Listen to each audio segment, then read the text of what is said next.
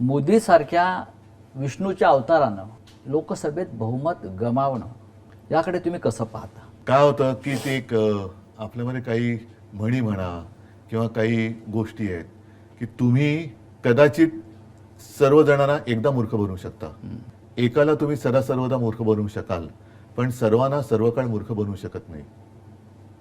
मला असं वाटतं याच्यामध्ये सगळं आलं. हळूहळू त्या जे काही गारूड टाकलं होतं त्यातनं लोक बाहेर पडायला लागलेत आणि आता तर आणखीन पडलेत. शेवटी तुम्ही किती काळ लोकांना देणार? म्हणजे 5 वर्ष दिली, 10 वर्ष दिली, ही 5 वर्ष आणि 10 वर्ष ही जनतेच्या आयुष्यातली म्हणजे देशाच्या आयुष्यातली आहेत. देशाच्या आयुष्यातली ही वाया गेलेली वर्ष. म्हणजे 14 साली समजा 10 वर्षाची लोक होती, ती आता मुलं होती, ती आता आली ना 21व्या वर्षात आली. मग त्यांना 21व्या वर्षानंतर तुम्ही 10 वर्षापूर्वी जे काय सांगितलं होतं की आम्ही एवढ्या नोकऱ्या देऊ, आम्ही असे उद्योग देऊ, आम्ही असं ते देऊ, ते कुठे आहेत? आणखीन 10 वर्ष खूप झाली. देश म्हणजे आपला किती कोटी अब्जाचा झाला आता? 140 कोटी. 140 कोटी. म्हणजे दुसरं काही नसलं तरी जगामध्ये नंबर 1 आपण लोकसंख्येत